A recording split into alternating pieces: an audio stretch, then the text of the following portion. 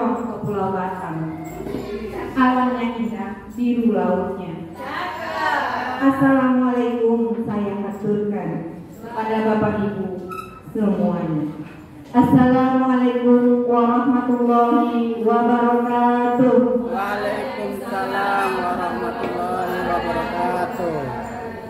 Alhamdulillahilladzi arsala rasulahu bil huda wa dinil haq liyudhhirahu 'ala dini kulli wal kafa billahi shahidan. Allahumma shalli wa sallim ala sayyidina Muhammad wa ala alihi wa sahbihi ajma'in. Amma ba'du. Puji syukur senantiasa kita ucapkan kepada Allah Subhanahu wa taala berkat rahmat dan karunia-Nya. Pada pagi ini kita dapat berkumpul di SD Negeri 79 Pekanbaru.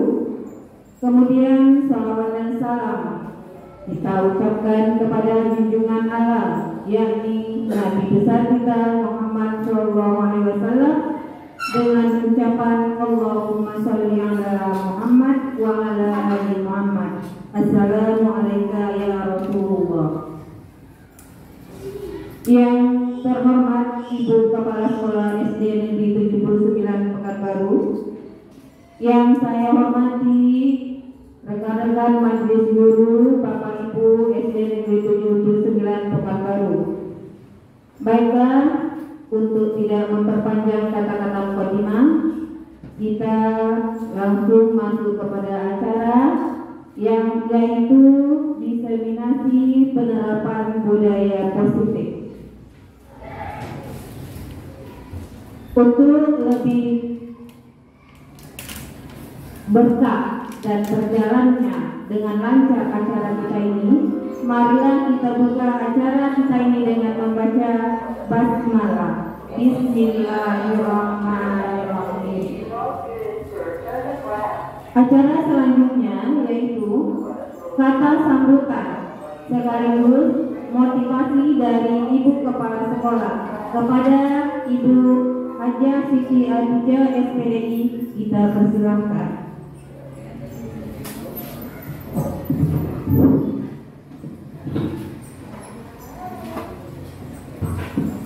Bismillahirrahmanirrahim. Assalamualaikum warahmatullahi wabarakatuh. Waalaikumsalam warahmatullahi wabarakatuh.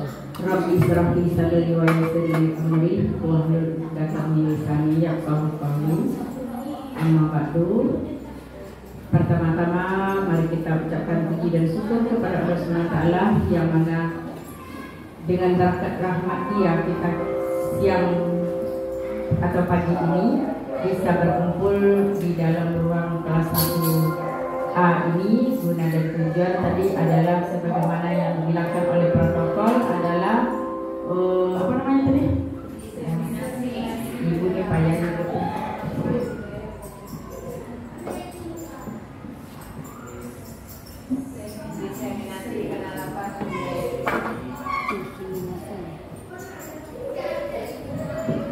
adalah diseminasi penerapan budaya positif. Ini ya belum banyak Ibu, karena Ibu juga tidak termasuk sebagai kepala penggerak, tetapi ini adalah pengalaman juga bagi Ibu semuanya.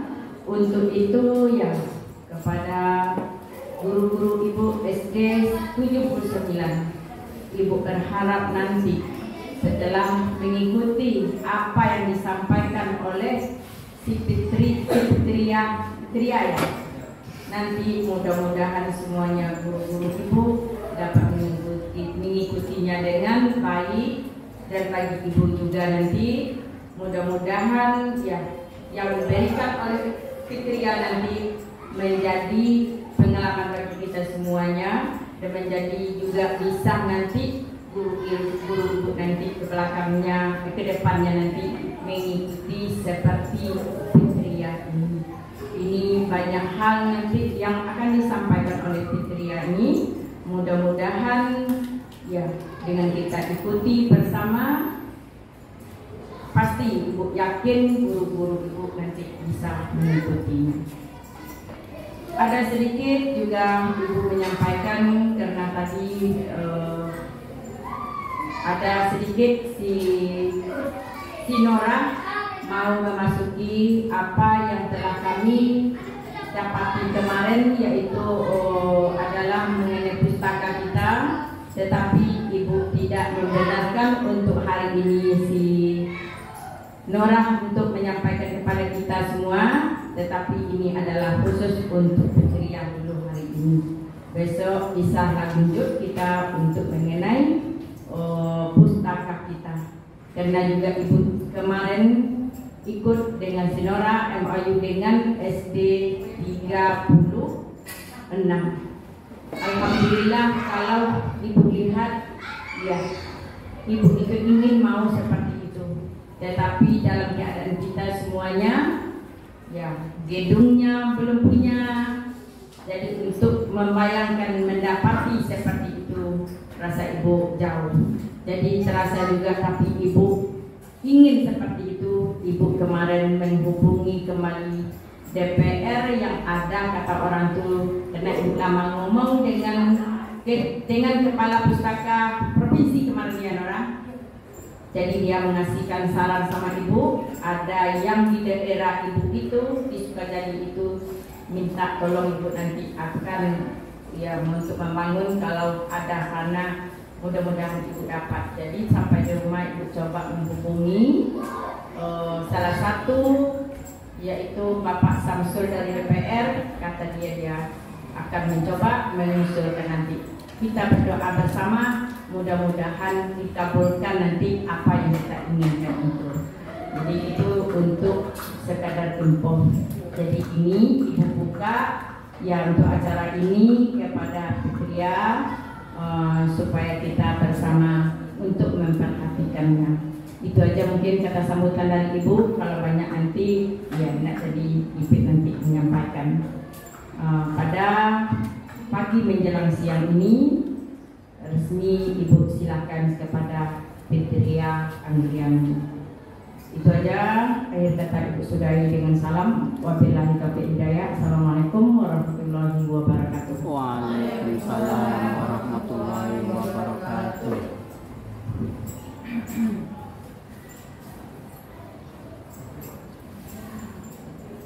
Terima kasih kepada Ibu Kepala Sekolah yang telah memberi semangat kepada kita semua, terutama Ibu Fitria. Selanjutnya acara ini yaitu acara diseminasi atau kegiatan penyebarluasan ide atau gagasan penerapan budaya positif di SD Negeri 79 Pekanbaru oleh Ibu Fitria Anggraini MPD. Kepada Ibu waktu dan tempat kami persilakan.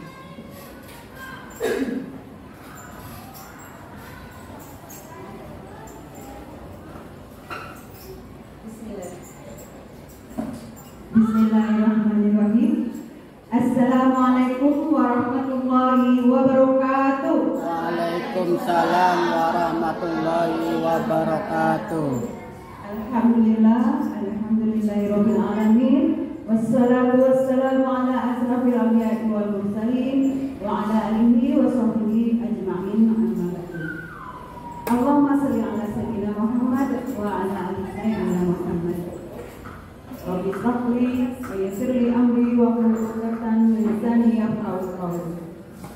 Yang terhormat Ibu Kepala Sekolah SDN 79 Pekanbaru, terima kasih yang sedalam-dalamnya saya ucapkan kepada Ibu yang telah memberikan kesempatan, semangat yang luar biasa serta fasilitas hingga acara kita ini dapat terlaksana. Kemudian tidak lupa kepada ibu-ibu, teman-teman semua, juga Bapak, terima kasih atas waktu yang diberikan dan terima kasih telah meluangkan waktunya untuk acara ini yang mungkin sudah menyita waktu Bapak Ibu untuk hadir di sini. Tapi yakinlah bahwa insya Allah apa yang akan disampaikan pada hari ini sangat bermanfaat bagi kita semua, terutama karena ini memang diperuntukkan kepada kita sebagai guru. Ketika saya mendapati materi ini luar biasa, seperti mendapatkan sesuatu yang selama ini dicari, seperti oase SMA padang pasir. Selama ini memang kita mencari apa solusinya supaya anak tetap seperti ini, supaya anak begini begitu. Ternyata di materi ini sungguh luar biasa. Alhamdulillah saya menemukan tinggal bagaimana kita mempraktekannya. Oleh karena itu saya ingin berbagi dengan demi perubahan lebih baik sekolah SDN 79 Pekanbaru. Supaya lebih semangat, kita coba speaking sebentar senam arah zam-zam namanya. Kepada Bapak Ibu mohon berdiri.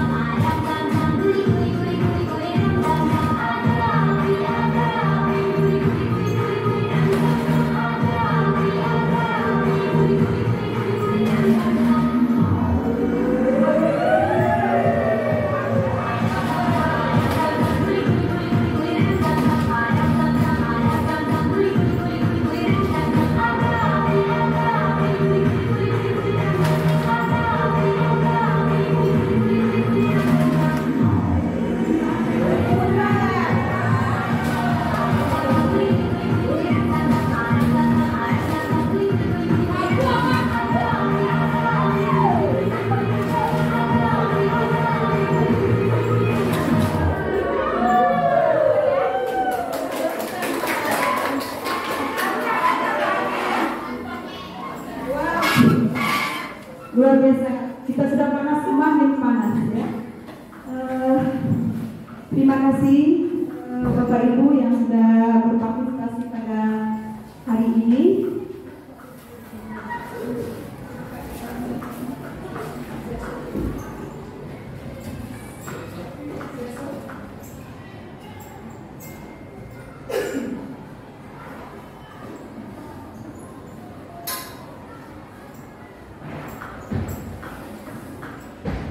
Lanjut, tadi itu lanjut. Oke. Bapak Ibu, hari ini adalah merupakan aksi nyata saya yang memang harus dilakukan karena memang ini misi dari pemerintah bahwa guru penggerak itu merupakan agen perubahan bagi sekolahnya. Maka demikian saya ditugaskan untuk mendiseminasikan kepada Bapak Ibu semua. Perkenalkan, itu fasilitator saya, Ibu Nisa Manisa MPD, berasal dari Jawa Barat. Ini adalah guru cari, guru di dunia maya. Sedangkan yang pernah datang ke sini, Ibu pengajar praktek, Ibu Siti Ratni, ini pembimbing di dunia nyata di Luring. Oke, selanjutnya next.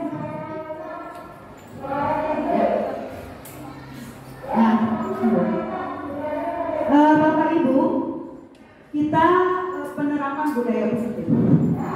Namun sebelum mulai, coba kita kira-kira untuk menjawab pertanyaan berikut ini sebagai pemantik.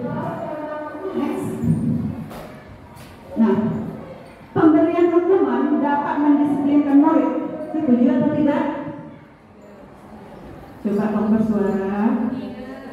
Pemberian hukuman dapat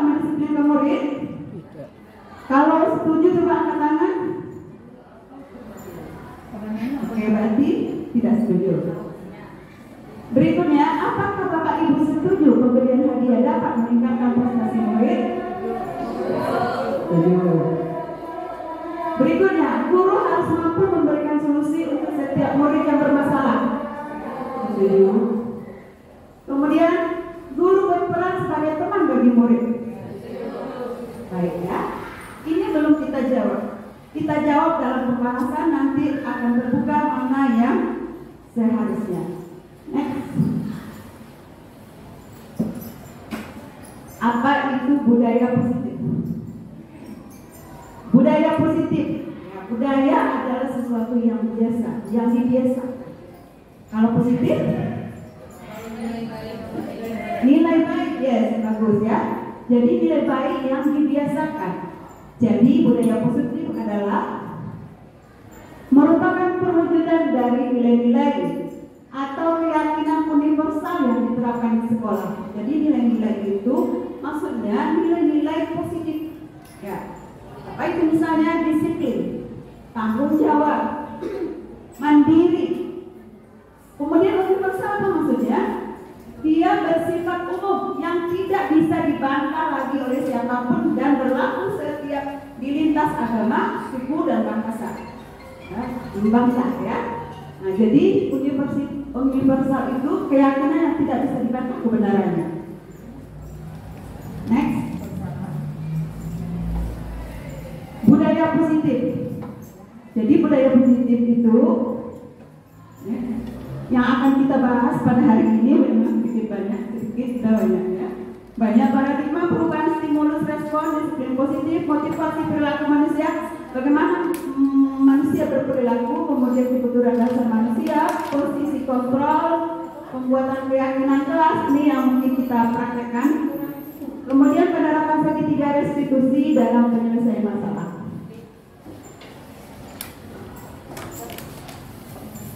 Next. Cobalah berkat. Ya. Nah, ini adalah kita permainan. Bapak Ibu coba berpasangan. Yang satu menggenggam tangannya seolah-olah di dalamnya ada sesuatu yang satu orang megang seperti ini, mengepal tangannya. Berpasangan ya. Yang satu menggenggam, yang satu enggak. Nah, jadi yang kita genggam itu seolah ada barang berharga atau sesuatu yang berharga di dalamnya yang tidak boleh orang tahu dan tidak boleh orang buka. Kita mempertahankannya. Sedangkan teman kita yang satu berusaha untuk membuka sendiri-sendiri, ngepalnya sendiri. Nah, oke, contoh ya. Ibu Nora mengepal, lalu Bu Fitri mencoba membuka kepala tangan Bu Nora. Boleh ya, sama-sama. Pasangannya siapa? Nah, ini tangannya ya. Siapa yang mengepal tangan ini? Belum. Mulai ya. 1, 2, 3.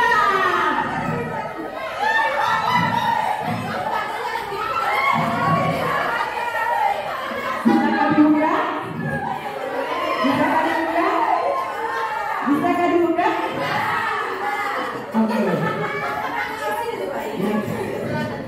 Sekarang bisa. Nah, sekarang pertanyaannya, Bu Fitri, apakah bisa Ibu Fitri membuka genggaman tangan Nora? Kenapa Nora tidak mau membuka? Iya, berarti posisi kontrolnya sama yang punya tangan, bukan? Jadi yang mengontrol diri murid adalah murid sendiri.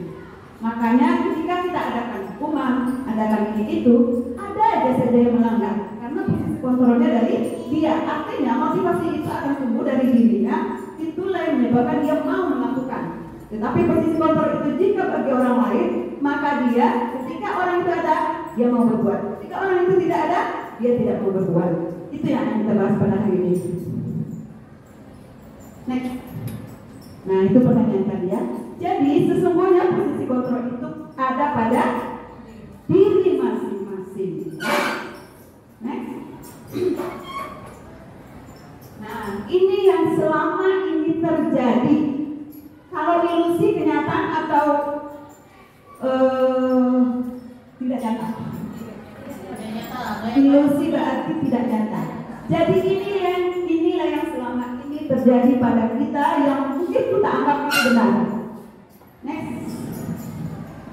Guru mengontrol murid. Selama ini kita menganggap bahwa murid itu dalam kontrol kita. Kontrol apa maksudnya? Kita kuasai, gitu. Tetapi makanya ada murid yang melawan ketika kita paksakan, ya. Kemudian semua penguatan positif efektif. Penguatan positif itu misalnya hadiah. Jadi pemberian hadiah selama ini Bapak Ibu ilusi, ya, ilusi dan bermanfaat. Jika dilakukan terus menerus itu hanya ilusi, ya. Kemudian kritik dan membuat orang merasa bersalah dapat menguatkan karakter. Kalau kita dikritik, kadang ada orang yang tidak senang, ya. Akhirnya dia merasa mencari kesalahan orang berikutnya. Nah, kemudian orang merasa bersalah karena tidak benar ini apa yang aku lakukan. Atau anak menggambar, kita bilang, nah ini kamarnya jelek atau tidak bagus, maka ini akan membuat anak tidak mau berbuat akan, ya, atau merasa saya tidak bisa apa-apa. Nah itu ilusi, ya. Kritik dan membuat orang merasa bersalah dapat menguatkan karakter. Itu hanya ilusi. Orang dewasa memiliki hak memaksa, Pak, ya. Apakah kita berhak memaksa? Apakah kita berhak memaksa anak sesuai mau kita? Tidak. Kadang kita setelah mempunyai tidak berhasil, lalu tiba-tiba mau memaksa. Itu yang terjadi selama ini. Nah, paradigma perubahan stimulus respon.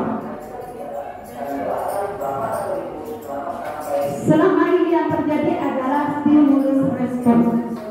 Dikasih peraturan, kemudian ada beban. Nah, sekarang kita beralih ke teori kontrol. Nah, stimulus respon yang selama ini terjadi, kebutuhan kita sama. Apakah Ibu Winda sama kebutuhan dengan Ibu Mila? Beda, ya. Jadi begitu juga murid kita, kebutuhannya tidak sama. Yang nyatanya yang benar adalah kebutuhan kita berbeda. Semua orang melihat hal yang sama, apa ya? Tidak belum tentu anggapan Bu En sama dengan anggapan Bu Yanti. Prasangka Bu En belum tentu sama dengan prasangka Bu Yanti. Ya, oke. Kita mencoba membebak orang agar berpandangan sama dengan kita. Bisa nggak? Pasti tidak bisa. Jadi apapun yang dilakukan orang kita maklumi, mungkin dia punya alasan tertentu melakukan itu, atau ada kebutuhan tertentu yang dicarinya sehingga dia berbuat seperti itu. Jadi kita jangan cepat menjudge orang bahwa orang seperti ini orangnya seperti ini. Nah, jadi kita tidak bisa menjudge secepat perkiraan kita saja, ya. Kemudian perilaku buruk dilihat sebagai suatu kesalahan. Nah, kita kalau melihat anak berbuat sesuatu yang melanggar nilai-nilai kebajikan itu, kita langsung salah. Nah, sebenarnya mereka yang melakukan kesalahan itu adalah kegagalan dalam memenuhi kebutuhan. Makanya ada tindakan yang salah. Karena setiap perilaku yang kita lakukan itu adalah tujuannya untuk memenuhi kebutuhan. Tetapi ada yang buruk efeknya, ada yang tidak. Yang buruk itu yang gagal memenuhi kebutuhannya. Nanti akan kita bahas kebutuhan itu. Jadi yang sebenarnya adalah semua perilaku memiliki tujuan. Orang bisa mengontrol saya? Pasti tidak. Hanya Anda yang bisa mengontrol diri Anda. Saya bisa mengontrol orang lain? Tidak. Anda tidak bisa mengontrol orang lain. Saya pemaksaan ada pada saat bujukan gagal. Nah, ketika kita bujuk gak juga paksa. Nah, karena kita maunya orang seperti anggapan kita. Pasti nih, apa yang saya pikirkan ini baik nih, harus dikerjakan. Dibujuk gak, artinya mau maksa. Maka terjadi sesuatu yang tidak dikehendaki. Kemudian lagi, kolaborasi dan konsensus menciptakan pikiran-pikiran baru. Itu dia yang benar. Kemudian modal berpikir menang kalah. Itu dulu. Itu yang seharusnya adalah model berpikir menang-menang. Kenapa menang-menang? Karena tidak ada yang salah benar. Semuanya benar karena mempunyai alasan tertentu berbuat. Mereka lah yang tahu mengapa dia berbuat seperti itu. Mengapa dia berperilaku seperti itu, dia lah yang tahu. Nah, sekarang kita masuk disiplin positif. Bapak Ibu, disiplin itu seperti apa yang terbayang? Mengikuti sebuah peraturan. Berarti terkait dengan peraturan ya. Kalau peraturan identik dengan apa? Hukuman, ya bagus. Kalau kita berpikir disiplin, kalau berpikir peraturan, pasti ada hukuman. Itu selama yang terjadi. Padahal disiplin positif tidak seperti itu. Disiplin positif adalah merupakan salah satu cara penerapan disiplin yang bertujuan mengajarkan anak bertanggung jawab dan menumbuhkan kesadaran serta memberdayakan anak untuk melakukan sesuatu berdasarkan motivasi intrinsik tanpa sokongan, tanpa ancaman ataupun hukuman. Jadi kita berupaya bagaimana motivasi anak lahir dari dalam dirinya, sehingga tidak ada sokongan, ancaman atau hukuman. Mungkin kita seperti tak menerima sekarang ada teori seperti ini. Tetapi cobalah yakinlah Bapak Ibu,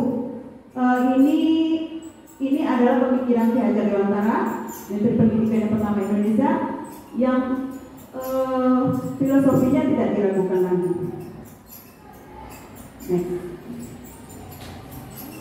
Nah, nilai budaya positif itu tujuan akhirnya adalah mewujudkan nilai-nilai kebajikan pada diri anak. Nah, nilai-nilai kebajikan itu apa muaranya? Profil pelajar Pancasila. Ya, profil pelajar Pancasila ini sungguh sudah komplit nilai-nilai kebajikan yang ada di dalamnya. Kita sudah tahu semua. Yang pertama adalah beriman dan bertakwa kepada Tuhan Yang Maha Esa. Kedua, berkebinekaan global. Ketiga, gotong royong. Keempat, mandiri, kreatif dan bernalar kritis. Ya Bu Yanti, nggak boleh ngantuk. Next, udah joget-joget tadi masih ngantuk ya. Oke, next. Nah, ini dia yang kita sebut tadi, motivasi perilaku manusia. Kenapa manusia itu berperilaku seperti ini, seperti itu? Ini alasannya. Nah, ada untuk menghindari ketidaknyamanan atau hukuman. Daripada kena hukum, mendingan aku kerjakan ya. Nah, terus untuk mendapatkan imbalan atau penghargaan dari orang lain. Ini dipuji, ini mendapatkan hadiah. Untuk menjadi orang yang mereka inginkan dan menghargai diri sendiri dengan nilai-nilai yang mereka percayai. Ingin menjadi orang bertanggung jawab, ingin menjadi orang mandiri. Nah, itu yang dimaksud. Di antara tiga ini Bapak Ibu, kita yang mana? Kita yang mana? Ayo, kita refleksi. Kita yang mana nih? Satu dan dua. Itu jujur. I like. Ini jujur ya. Mungkin kita bisa saja melakukan istilahnya selama ini karena memang kita belum tahu ya, wajar kita melakukan kesalahan. Setiap orang pasti punya salah ya.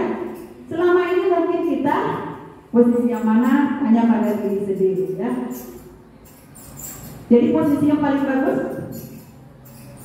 yang nomor 3 ya. Nah, ini dia hukuman konsekuensi restitusi. Hukuman sudah sering kita dengar. Konsekuensi, Bapak Ibu ada yang tahu konsekuensi? Akibat dari perbuatan ya, atau resiko. Apa yang baru istilah yang Bapak Ibu lihat di sini? Restitusi ya. Restitusi ini sebenarnya ada yang kita lakukan, tetapi istilahnya aja kita nggak tahu ya. Mungkin ada yang melakukan ini walaupun tidak sempurna, tetapi kita baru tahu istilahnya ini. Ya, next.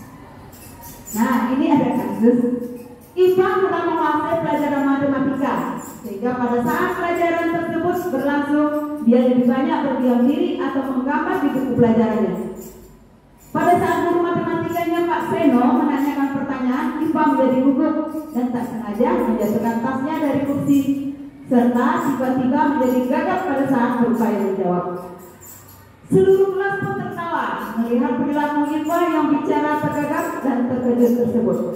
Pak Seno pada saat itu membiarkan teman-teman IPA menertawakan IPA yang tergagap dan malu luar biasa, dan malahan minta IPA untuk maju ke depan dan berdiri di depan kelas sambil menunjuk hidungnya karena tidak bisa menjawab pertanyaan Pak Seno. Kelas makin gaduh, anak-anak pun tertawa melihat IPA di depan kelas memegang ujung hidungnya. Kira-kira Bapak Ibu, kalau kita di posisi IPA, apa yang kita rasakan? Malu, tak berharga, ya? Orang yang paling gagal dan terhina. Jadi itulah yang dirasakan murid-murid kita ketika kita melakukan hal-hal seperti ini.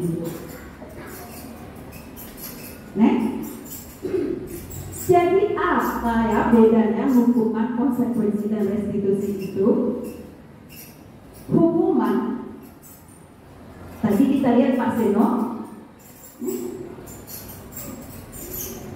apakah hukuman yang diberikannya tadi terencana?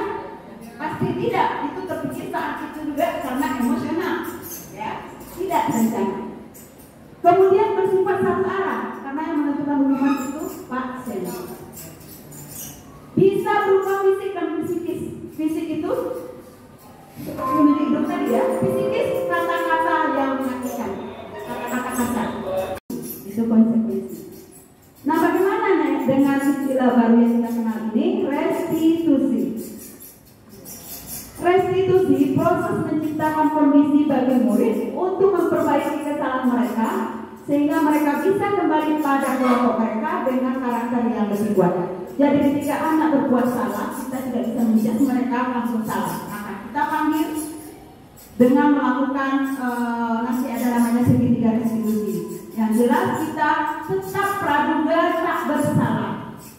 Ketika menangani anak walaupun dia sudah langganan berbuat salah,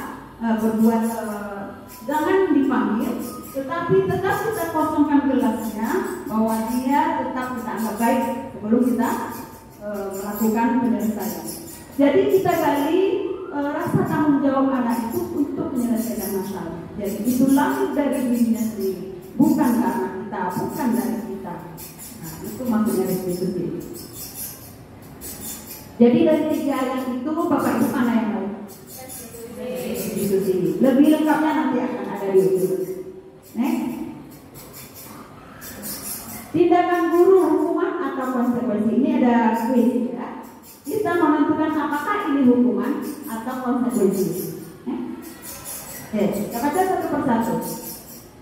Mencatat 100 kali di dalam buku kalimat saya tidak akan terlambat lagi karena terlambat ke sekolah. Saya masih ingat zaman dulu kita sering, saya berjanji tidak akan buat 100 kali atau 1 lembar kertas ya. Ini apakah hukuman atau konsekuensi? Hukuman ya. Lari mengelilingi lapangan basket 2 kali karena terlambat aktif di sekolah. Hukuman. Membersihkan coretan yang dibuat di meja tulis.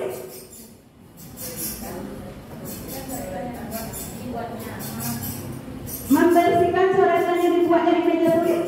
Membersihkan kembali. Konsekuensi ya, betul. Kemudian murid diminta untuk push up 15 kali karena tidak menggunakan seragam sekolah. Hukuman, karena tidak ada kaitannya. Menggantikan kertas tugas teman yang telah dicoret-coret. Konsekuensi. Berjemur di lapangan basket pukul 12 siang karena mengobrol dengan teman. Hukuman. Murid diminta bertelanjang kaki sepanjang hari karena tidak menggunakan sepatu warna hitam sesuai peraturan sekolah. Hukuman ya. Berdiri di depan kelas sambil mengangkat kaki satu karena tidak bisa menjawab pertanyaan. Hukuman. Membersihkan tumpahan air di meja tulis karena tersenggol pada saat belajar. Konsekuensi. Kehilangan 10 menit jam istirahat untuk mengerjakan tugas karena terlambat datang dan tertinggal pelajaran. Konsekuensi. Kalau terlambat tulis, terlambat pulang, itu konsekuensi. Next. dan penghargaan. Apa ya? Ada hukuman dan penghargaan. Nah ini yang mungkin kita agak kaget sedikit. Ternyata hukuman itu, penghargaan itu pengaruhnya jangka pendek. Jika sesuatu pada jangka pendek itu boleh-boleh saja, atau surprise kali-kali boleh-boleh saja. Tetapi jika berulang-ulang maka anak akan merasa ketergantungan. Wah, hari ini nggak ada hadiah, males gitu. Jadi kalau dalam jangka panjang tidak bagus. Penghargaan tidak efektif karena anak berbuat hanya untuk beda penghargaan. Penghargaan merusak hubungan. Kenapa ya? Dikasih hadiah yang satu, yang lain kan nggak dapat, nggak kasih hadiah, jadi timbul rasa iri. Wah dia terus, bahkan dalam sinetron itu di luar itu dibully ya, kalau dalam sinetron. Kemudian penghargaan mengurangi ketepatan karena niatnya tadi tidak bersungguh-sungguh ya untuk melakukan yang terbaik, tetapi dia mengejar hadiah. Menurunkan kualitas, penghargaan mematikan kreativitas karena tujuan akhirnya hanya hadiah atau penghargaan. Penghargaan menghukum, nah ini kata-kata yang mungkin sulit dipahami. Penghargaan menghukum ini misalnya suatu kali anak berusaha dia belajar sendiri membaca sampai akhirnya dia bisa membaca, dia sangat gembira sekali. Nah sebenarnya kegembiraan dia itulah sebagai penghargaan bagi dirinya. Lalu tiba-tiba kita kasih hadiah, bergeserlah motivasi dari dalam diri tadi, bergeser untuk kejar hadiah. Makanya penghargaan menghukum, itu maksudnya. Nah ini dia terkait apa yang kita lihat tingkah laku anak. Ternyata anak itu mengejar kebutuhannya, kebutuhan dasar, artinya kebutuhan yang harus ada. Kita atau anak harus ada kebutuhan ini. Kalau tidak, maka tingkah lakunya yang seperti kita lihat, ada yang begini, ada begitu. Nah apa saja kebutuhan dasar kita sebagai manusia itu? Yang pertama adalah bertahan hidup. Bapak Ibu, kalau kita mau bertahan hidup, apa yang kita lakukan? Berhubungan dengan fisik? Bagus, makan ya. Kalau kita nggak makan, kita nggak bisa bertahan hidup ya. Kemudian perlu pakaian, rumah, tempat tinggal ya. Nah, makanya anak di kelas ada yang mungkin minta-minta, mohon maaf mungkin karena di rumah belum terpenuhi, atau sekali dia berbuat seperti itu lama-lama menjadi kebiasaan. Walaupun sudah dipenuhi karena sudah mencoba berhasil, maka berulang-ulang dilakukan. Kemudian kekuasaan atau power. Tahukah Bapak Ibu bahwa anak-anak itu punya jiwa pemimpin?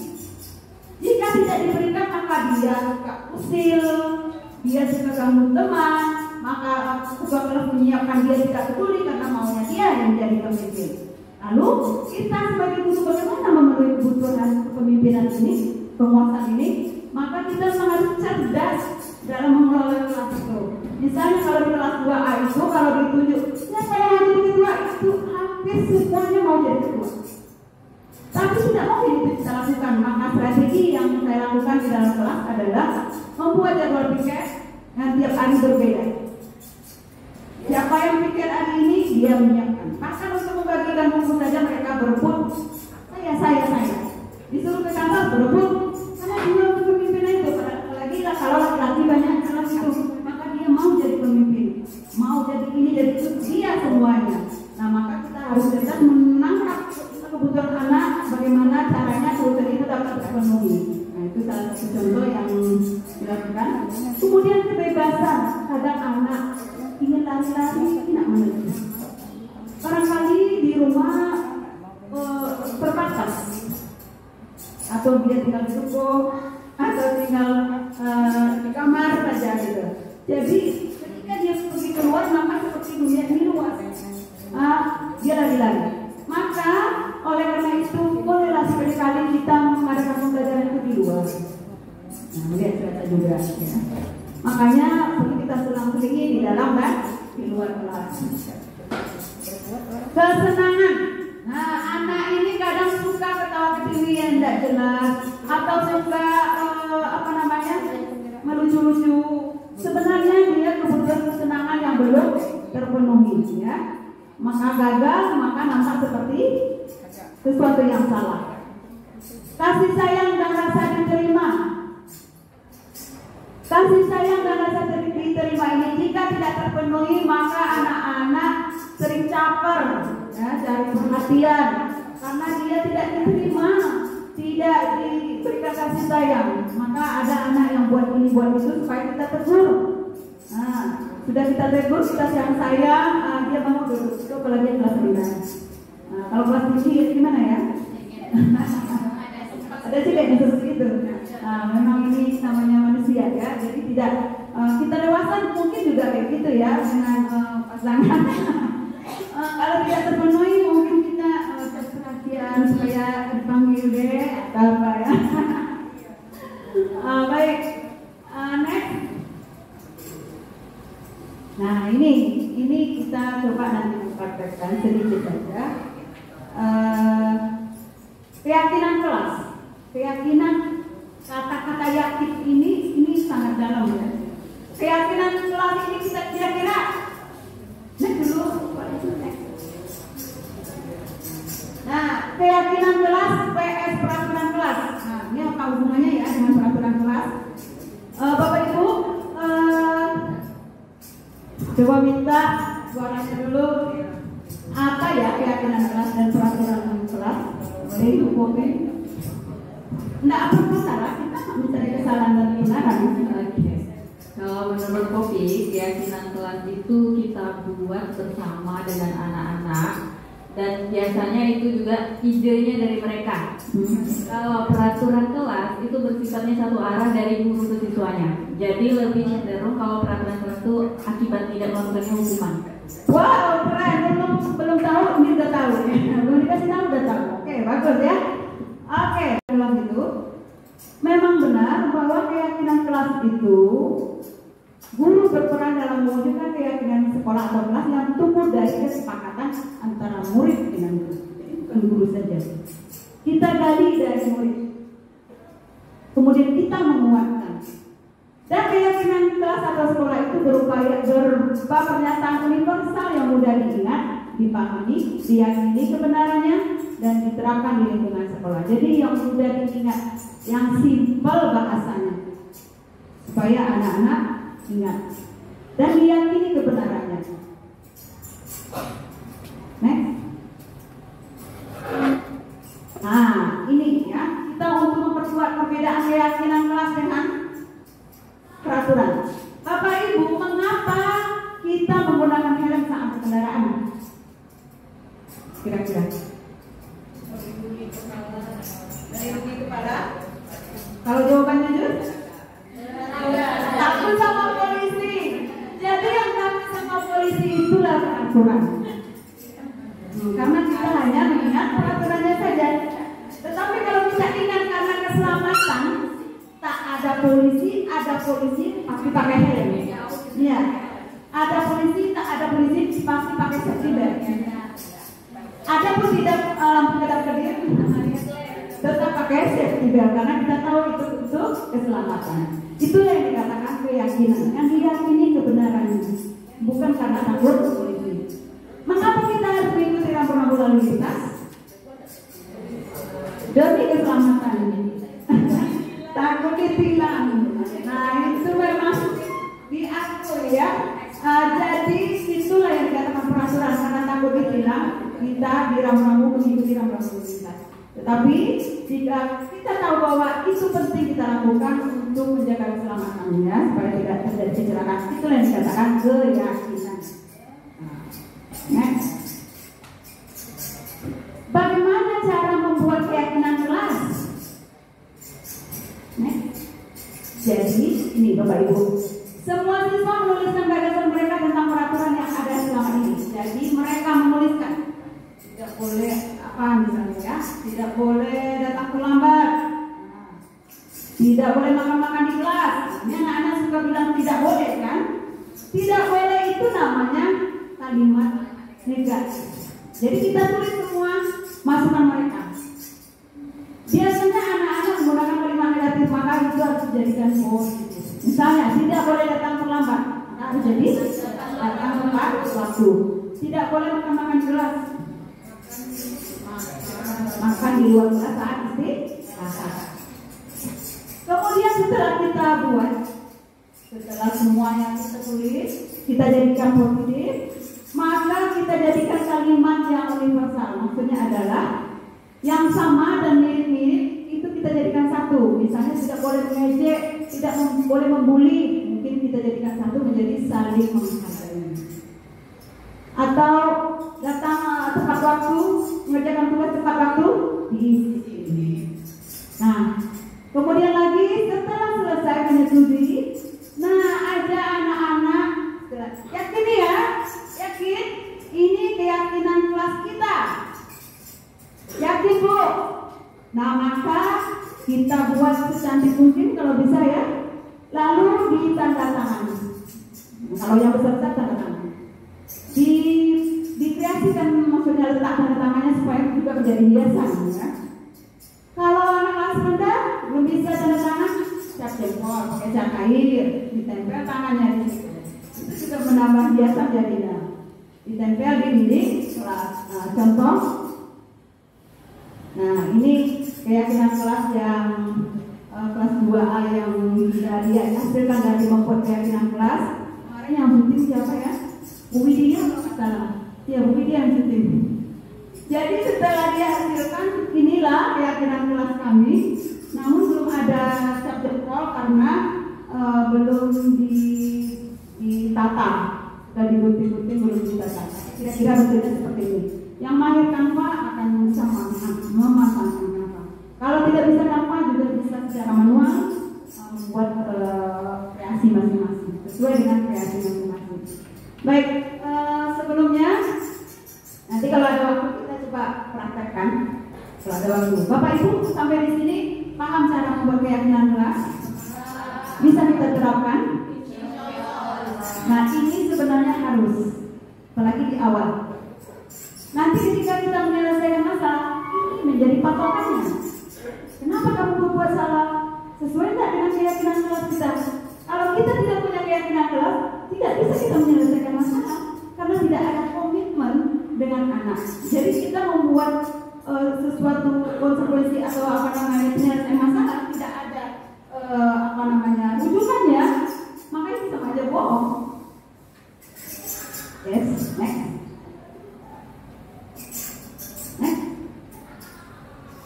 Nah, ini posisi kontrol seorang guru. Posisi kontrol seorang guru ya. Sekarang coba kita pilih ya. Minta tolong boleh dibagikan? Dibagikan satu-satu.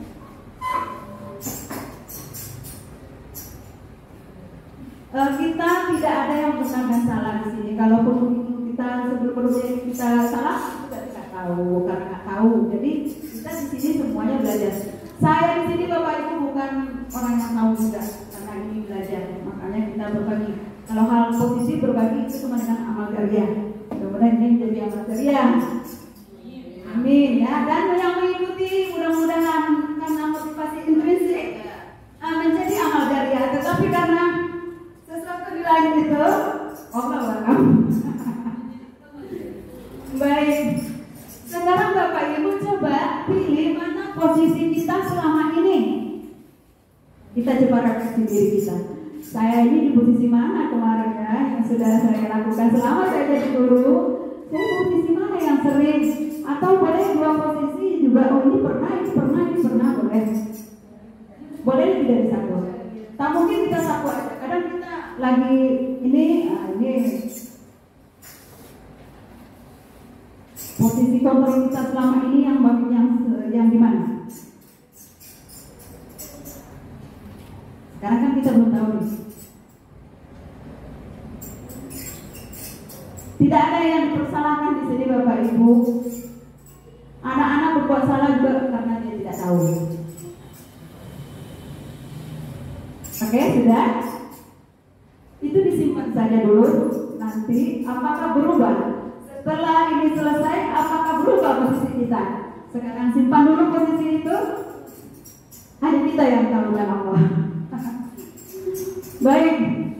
Ada Ada posisi penghukum, pembuat rasa bersalah, teman, pemantau, manajer. Nah, sebelum kita bahas ini, coba Bapak Ibu tebak aja dulu mana yang terbaik. Teman, ada yang mengatakan teman? Pemantau, ada yang mengatakan pemantau? Ada lagi? Manajer. Oke. Next.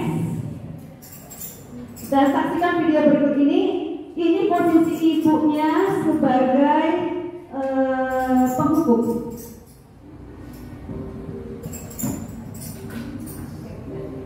Suara bisa disesuaikan? Naren, sini kamu. Selamat pagi Bu. Selalu terlambat. Kamu deh, pasti terlambat. Maaf Bu, saya Apa? Apa coba? Alasan kamu apa lagi? Kapan sih kamu tidak terlambat? Malas sekali ya kamu jadi anak. saya Dasar pemalas. Gak kasih kapok sih kamu. Sudah berapa kali terlambat? Sana, kamu keliling lapangan basket 2 kali. kenapa saya harus keliling lapangan basket Bu? Kenapa? Kamu melawan ibu. Berani-beraninya jawab. Sudah terlambat, masih berani jawab pula. Sekarang, keliling lapangan basket 5 kali sekalian. Biar kapok. Cepat. Pergi sana ke lapangan basket. Next. Nah, next. Posisi penghukum nada suara pasti tinggi ya, bahasa tubuh mata melotot dan jari menunjuk-nunjuk. Itu posisi penghukum dan malah sendiri kita jadinya ya. Pernah kita merasakan seperti ya. Oke. Nah, apa kata-kata kunci dari orang-orang penghukum ini? Next.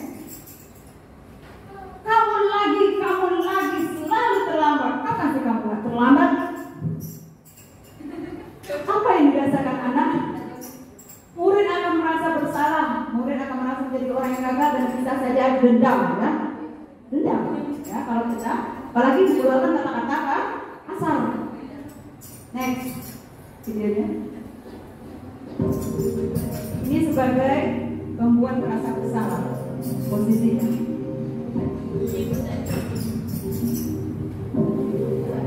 Jadi ibu ini mau di taman. Selamat pagi Bu. Naren, kamu kenapa terlambat lagi nak?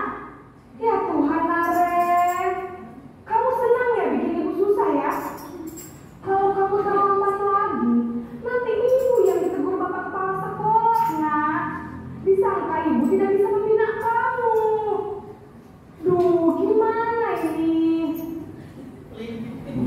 Maaf Bu, Duh, Gusti Naren, kamu suka ya kalau ibu tegur bapak kepala sekolah? Terus, sekarang ibu harus tulis apa nih buku absen? Ini kamu sudah sering terlambat loh. Ibu harus apa coba? maaf Bu, maaf sekali. Ya sudah, lain kali jangan bikin ibu susah lagi ya nak ya. Ibu tidak akan kuat lagi kalau kamu begini terus. Bisa jantungan kalau ibu ditegur bapak kepala sekolah. Sana cepat kelas. Maaf ya Bu, maaf sekali. Jantungan ya.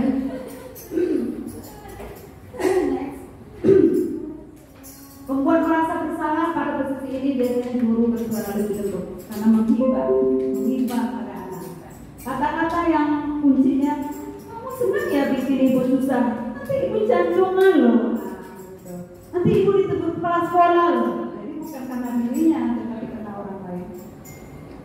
Murid malah akan memiliki penilaian diri yang buruk tentang dirinya. Wah, aku ini ya orang yang membuat orang merasa bersalah.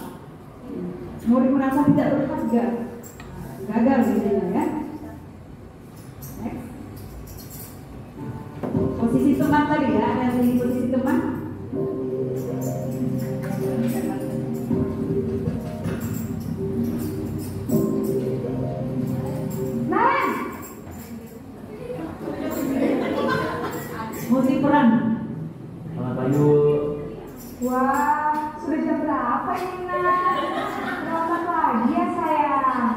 Iya Bu, habis ibu saya membangunkan saya Bu. Kamu malah menyalahkan ibu kamu. Kamu bukannya anak yang paling kencang. Kok terlambat sih? Iya Bu, saya memang selamat bangun tadi. Jadi biarpun saya lari kencang, tetap gak kesenjang Bu. Ya sudah sana. Nanti lain kali larinya lebih kencang lagi ya. Biar gak terlambat lagi. Bikin senang ibu demi ibu. Bisa kan? Bisa lah Bu. Ya sudah sana masuk kelas. Ibu beresin urusan absen kamu. Kamu ini ada-ada saja. Aman katanya ya. Ada backing di dalam di sekolahnya. Jadi dia posisi ini posisi teman, ibunya ramah, akrab, bercanda, merapat pada murid, mata senyum, jenaka ya, sehingga murid tidak takut. Apa kata kuncinya di sini? Bikin senang ibu, demi ibu, biar ibu beresin urusan kamu. Ini berarti ada backingnya. Jadi di sini dia melakukan sesuatu itu bukan karena lahir dari dirinya sendiri, tetapi demi ibu. Jadi jika ibu itu tidak ada lagi, maka dia akan berbuat seperti itu lagi. Ya? Ketergantungan. Jadi murid menjadi tergantung pada guru, sosok guru seperti itu. Mungkin kita enak sebagai teman ya, kita sangka enak sebagai teman, tetapi hanya dengan ibu itu saja dia mampu. Ketika dia tidak hadir, sakit, digantikan oleh guru lain, dia bikin heboh lagi atau terlambat. Berarti ini jangka pendek aktivitasnya. Ini posisi sebagai pemantau.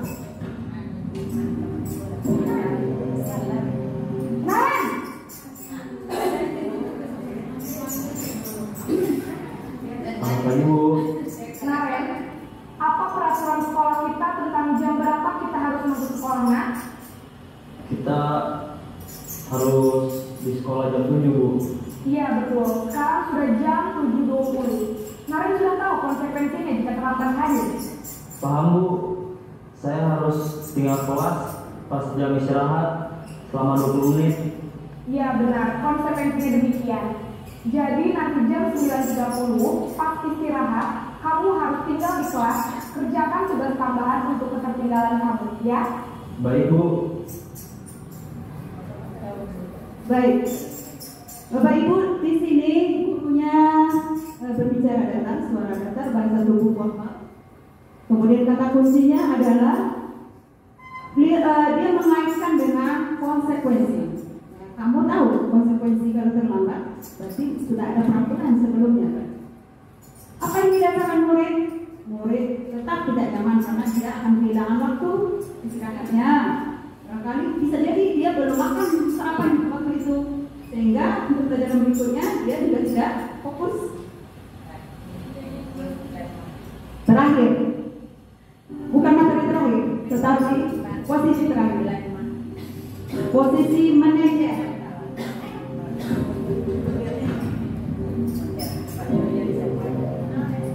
Naren.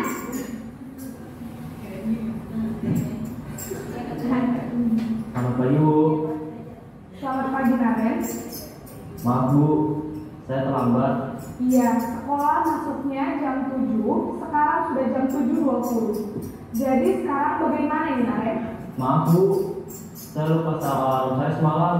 Baiklah, menurut kamu, keyakinan sekolah yang mana yang perlu kamu tingkatkan? Menghargai diri sendiri dan orang lain mungkin ya Bu. Setuju. Jadi, apakah Naren meyakini prinsip saling menghormati tersebut? Iya Bu, saya meyakininya. Apakah Naren bersedia memperbaiki masalah keterlambatan ini? Bersedia Bu. Bagaimana kamu akan perbaiki masalah keterlambatan ini? Saya akan coba untuk tidak lupa menyetel alarm saya Bu. Baik, kalau Naren lupa menyetel alarm di rumah, ada orang yang kira-kira bisa bantu mengingatkan tidak? Ada Bu, kakak saya, Kak Emma. Ada lagi selain Kak Emma? Selain Kak Emma, ada ibu saya. Baik, jadi yang mengingatkan Naren adalah Kak Emma dan ibu kamu ya? Kira-kira akan mulai setel alarm kapan nih, Naren? Setelah pulang sekolah, akan segera saya lakukan. Baik, jadi Naren akan setel alarm untuk bangun besok pagi dan akan diingatkan oleh kakak dan ibunda Naren ya. Ada lagi yang mungkin perlu dilakukan, Naren? Agar tidak terlambat bangun lagi. Tidak ada, Bu. Baik, Naren. Terima kasih untuk kerjasama kamu. Sekarang kamu perlu kembali ke kelas untuk belajar. Baik, Bu. Terima kasih. Nah, itu posisi manajer adalah posisi manajer, gurunya suaranya tulus, bahasa tubuh tidak kaku, mendekat ke murid. Apa kata kuncinya di sini? Mengaitkan dengan keyakinan kelas. Keyakinan kelas mana yang perlu kamu tingkatkan? Bagaimana kamu mengatasi keterlambatan ini? Jadi intinya di sini kita meminta solusi dari anak. Yang pasti kita harus tanya dulu kenapa dia berbuat seperti itu. Karena ini ada hubungannya dengan kebutuhan yang tadi dipenuhinya. Kalau dia berkelahi tanya kenapa. Tetapi kita fokus pada penyelesaian, bukan pada sebabnya. Siapa yang benar dan siapa yang salah. Tetapi fokus pada penyelesaiannya. Fokus pada murid, bukan untuk membahagiakan guru. Dia melakukan itu bukan untuk membahagiakan gurunya atau bukan untuk membahagiakan orang tuanya. Tapi dia sudah mengetahui adanya satu masalah dan sesuatu perlu diperbaiki dari dalam dirinya. Itu tadi yang muncul ya. Itu posisi manajer. Jadi Bapak Ibu, posisi mana yang paling bagus? Ya. Juga yang selama ini Bapak Ibu saya cari-cari bagaimana ya penyelesaiannya supaya anak ini sadar, bukan karena kita memaksa, kita kan capek memaksa ya. Buat hukuman ini, besok ada lagi hukuman apa lagi ya, tingkat lagi hukumannya ada terus. Maka inilah penyelesaiannya Bapak Ibu. Posisi manajer. Jadi kita harus berada pada posisi manajer. Berarti bolehkah kita menghukum? Menghukum itu sudah jalan terakhir dan kalau bisa dihindari. Nah, apalagi sekarang sensitif masalah hukumannya dengan orang tua. Kalau bisa kita hindari, karena masih ada yang bisa diajak bicara, kita ajak bicara. Baik, next. Nah, ini penyelesaian selanjutnya tadi segitiga restitusi. Nah, yang dilakukan ibu tadi dalam posisi manajer sebenarnya segitiga restitusi. Apa itu segitiga restitusi? Ini yang baru kita kenal. Ini adalah sebuah solusi penyelesaian masalah anak untuk menumbuhkan rasa tanggung jawab dan mandiri. Tanggung jawab dia menimbulkan solusi dari dirinya sendiri. Itu sudah mandiri. Tanggung jawab dia bertanggung jawab untuk memperbaiki kesalahan itu. Menstabilkan identitas yang pertama. Jadi kita stabilkan dulu identitasnya supaya dia dapat berpikir mencari solusi apa untuk memperbaikinya. Kemudian validasi tindakan yang salah. Kemudian menanyakan keyakinan kelas. Apa itu menstabilkan identitas? Next. Kita lihat dulu video berikut ini. Seperti apa menstabilkan identitas? Suaranya bisa di...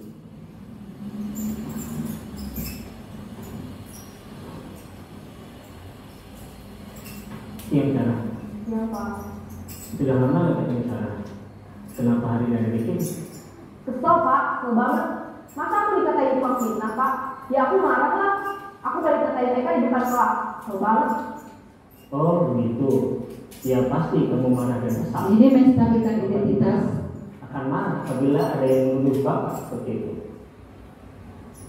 Kemudian pada saat itu kamu mau melakukan apa? Ya saya langsung ngatain mereka lah, Pak. Kesel banget. Saya bentak-bentak dia di depan teman-teman lain. Oh begitu. Pasti kamu melakukan seperti itu karena suatu alasan tertentu kan?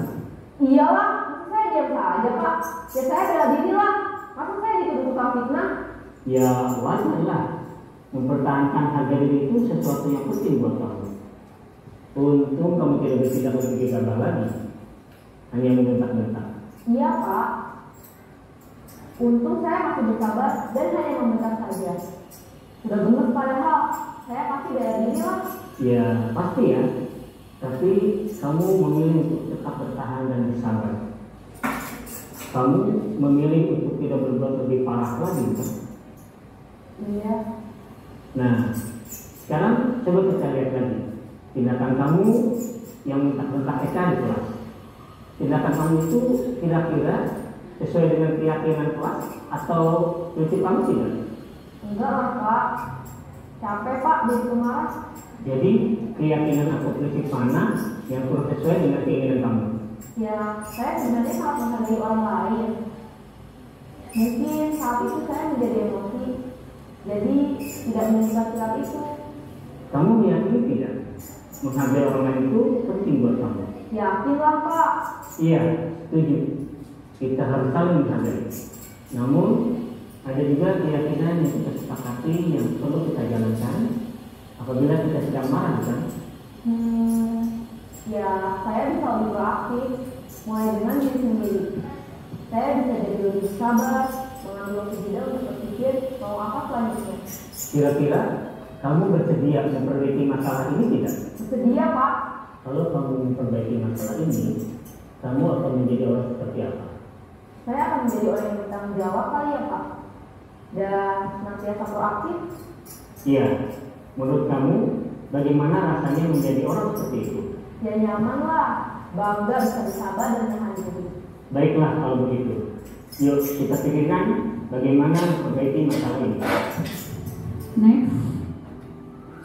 Jadi itu segitiga restitusi dengan langkah-langkahnya. Next. Nah, yang menstabilkan identitas itu berdasarkan prinsip membuat kesalahan adalah bagian dari proses pembelajaran. Jadi kalau dia nggak salah, dia nggak tahu cara penyelesaiannya. Itu berarti bagian dari proses pembelajaran. Menggeser identitas gagal ke identitas sukses. Biasanya anak yang bermasalah ini langsung ciut biasanya. Dia merasa tidak berani berkumpul dengan teman-temannya karena sudah dibuat menjadi orang bersalah di depan gurunya. Sehingga dia bergabung dengan teman-temannya ada rasa minder. Nah, maka menggeser identitas gagal ke identitas sukses. Next, validasi tindakan yang salah. Setiap perilaku berupaya memenuhi kebutuhan tertentu. Kamu pasti ada alasannya kan berbuat itu. Nah, itu dia. Itu terkait dengan kebutuhan dasar tadi, Bapak Ibu. Kenapa dia berbuat itu? Karena kebutuhan dasar tadi yang belum terpenuhi. Karena berbuat itu pasti ada tujuannya. Karena sudah stabil, sudah merasa wah dia bukan orang yang paling bersalah saat ini, maka sudah bisa berpikir nih, muncullah solusi dari dirinya. Jadi kita netralkan dulu hatinya, maka baru kita minta solusi dari anak dengan menanyakan keyakinannya. Next.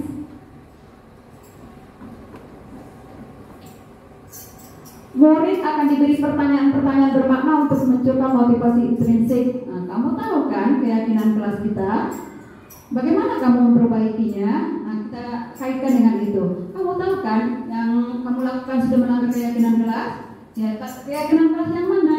Saling menghargai. Jadi bagaimana kamu memperbaikinya? Ini begini akan timbul solusi dari anak. Lalu bagaimana dengan anak kelas rendah? Kelas rendah perlu kita arahkan, kita pancing-pancing. Nah, ini contoh dari kelas rendah yang sudah saya praktekkan walaupun tidak sempurna. Ini menjadi aksi nyata.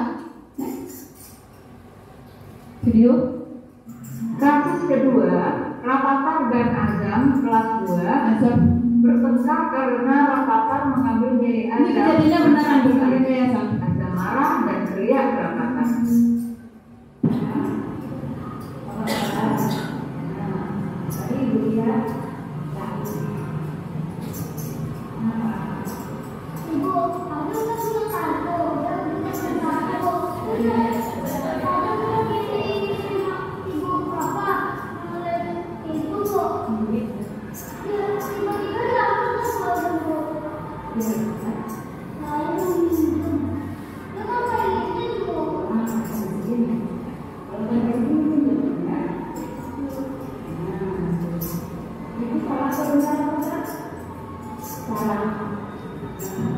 Kita pasti berbuat kesalahan, tidak baik, berbuat salah, tapi tidak dengan pelajaran, terus tidak melakukan lagi. Kita Jadi kalau kita mau pakai punya orang, berarti tidak gitu. Nah, di situ kan ada yang menjalankan. Tidak, apakah? Kemudian ada yang dilakukan. Tidak. Keyakinan dalam mana ya? Yang tidak sesuai. Saya ingat. Baiklah, ingat dari kita kali. Dengan mana ya? Saya nama tadi. Saling menghargai, punya teman kita hargai bagaimana caranya.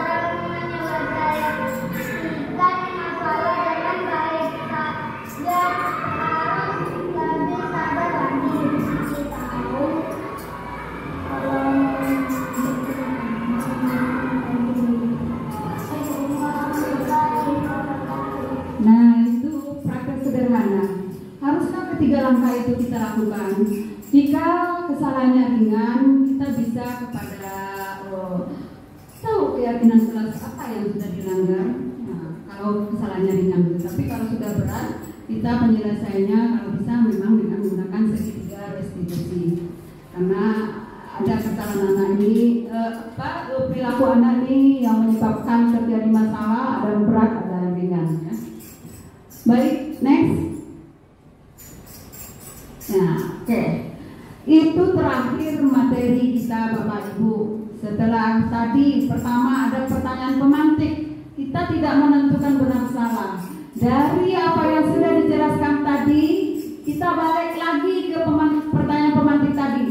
Bagaimana setelah dapat ilmunya, bagaimana jawabannya? Tadi belum dapat ilmunya, sekarang dapat ilmunya, bagaimana jawabannya jadinya? Pemberian hukuman dapat mendisiplinkan murid? Tidak ternyata. Apakah Bapak Ibu setuju pemberian hadiah dapat meningkatkan prestasi murid? Sanggup Bapak Ibu menyediakan 5.000 terus menerus? Nah, ya. Guru harus mampu memberikan solusi untuk setiap murid. Siapa yang memberikan solusi? Siapa yang memberikan solusi? Murid, lahir dari murid. murid, guru mengarahkan. Apalagi kelas rendah kita pancing-pancing. Jadi solusi dari murid. Jika solusi itu datang dari kita, dia melakukan hanya takut dengan kita, bukan karena tanggung jawab. Guru berperan sebagai teman bagi murid. Setuju? Setelah melihat video tadi, setuju? Malah sebenarnya kita tidak berharga sebenarnya ya, kurang dihargai kalau posisi sebagai teman. Next. Iya. Nah, sebelum refleksi Bapak Ibu, selesai sudah materi yang diseminasi. Jika ada pertanyaan, kita bahas bersama dengan sisa waktu yang ada ini. Boleh dong, agak satu. Ada? Sebenarnya ada. Karena kasus kita itu banyak di kelas macamnya ya.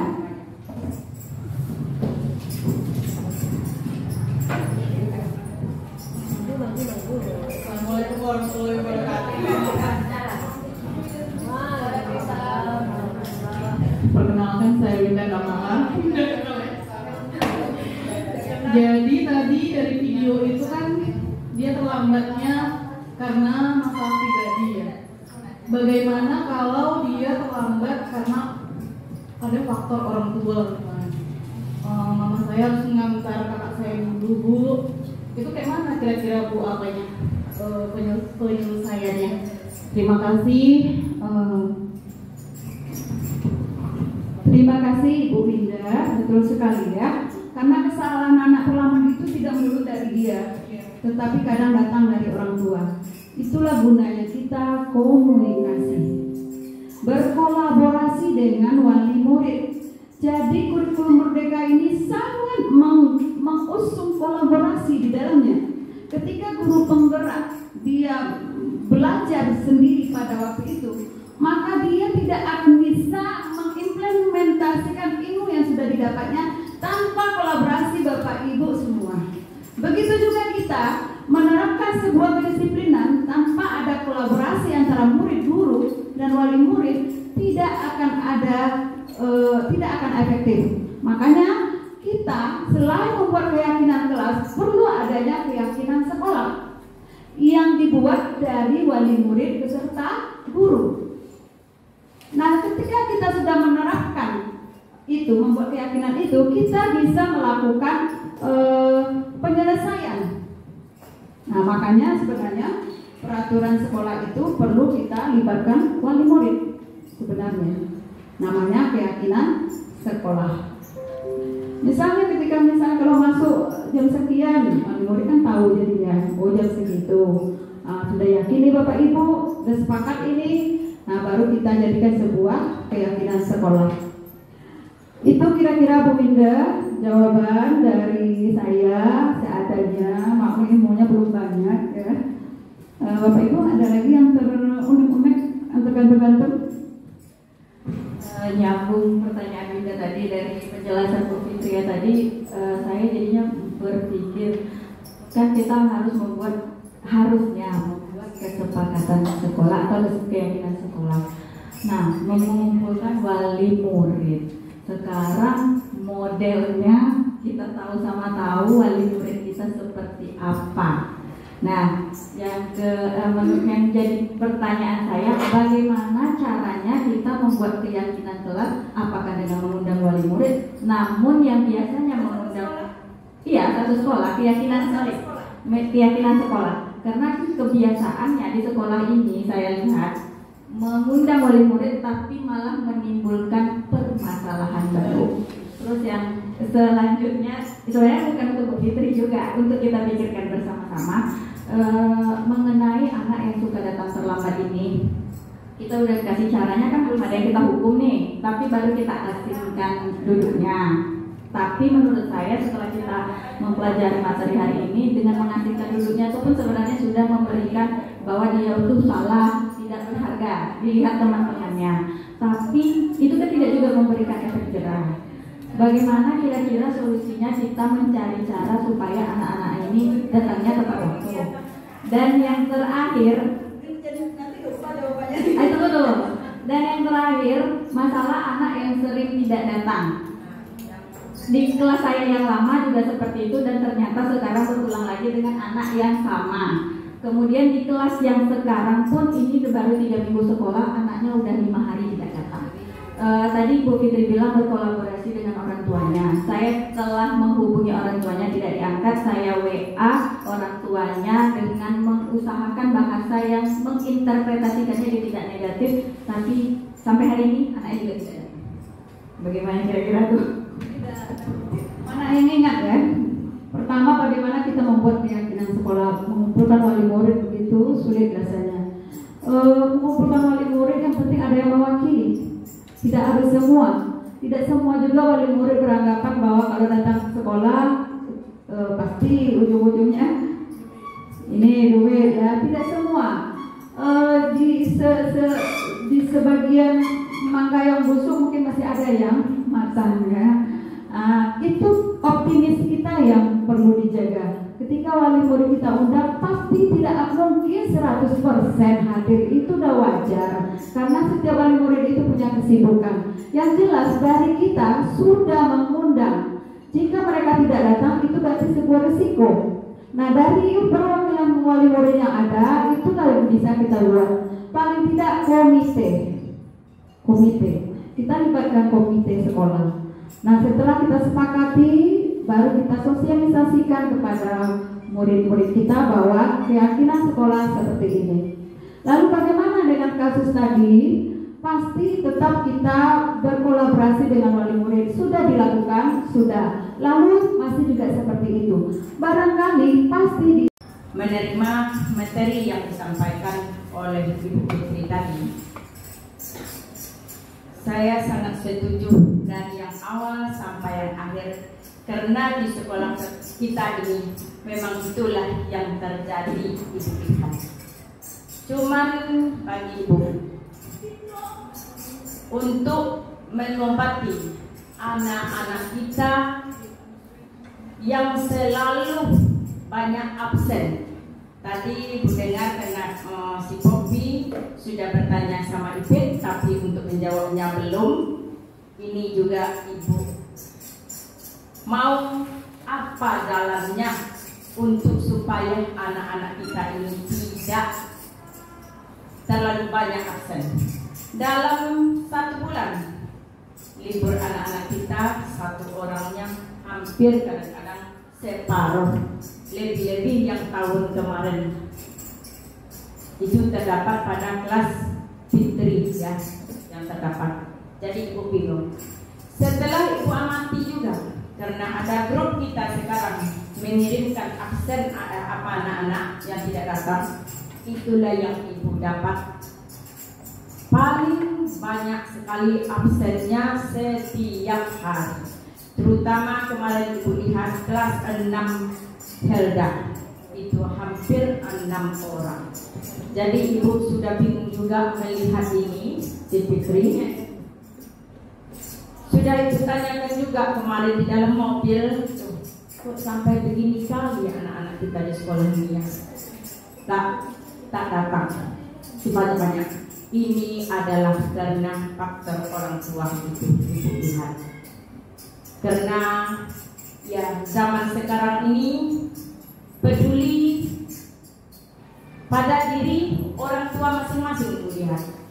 Tidak dipentingkan kebutuhan anaknya.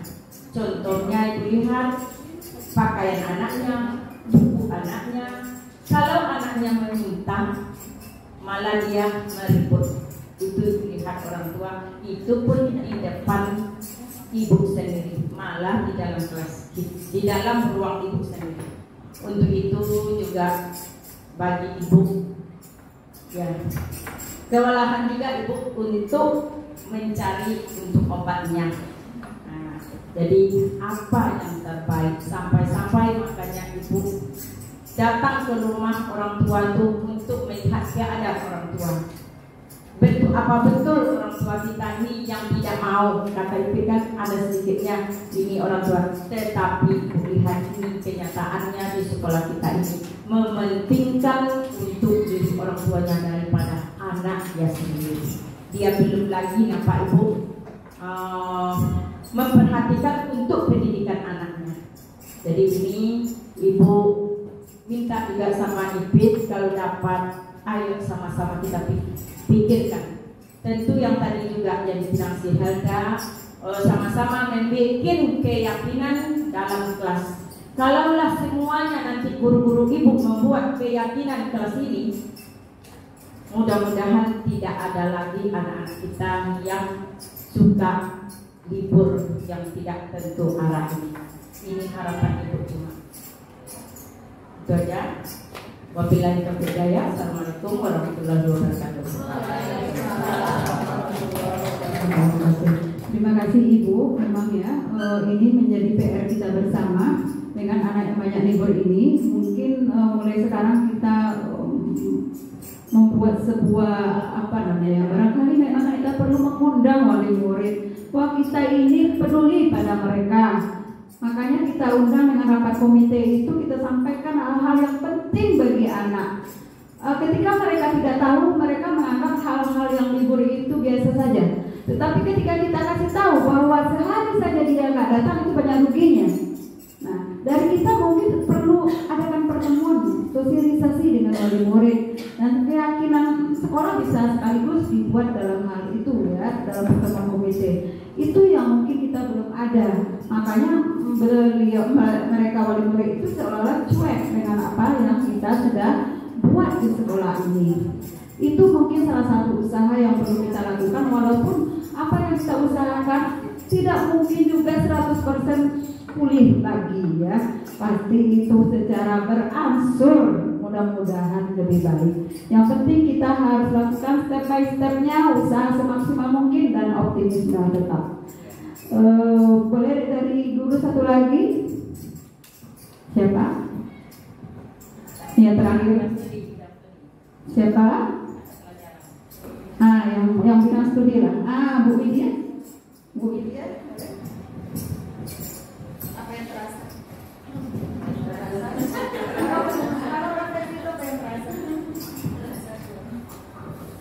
Assalamualaikum warahmatullahi wabarakatuh.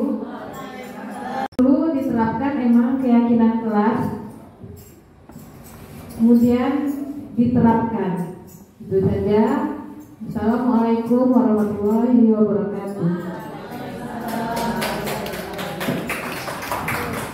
Oke, terima kasih Bapak Ibu atas partisipasinya. Coba kita tepuk semangat dulu. Tepuk semangat. Semangat. Supaya gembira keluar dari kelas ini. Tepuk gembira. Gembira.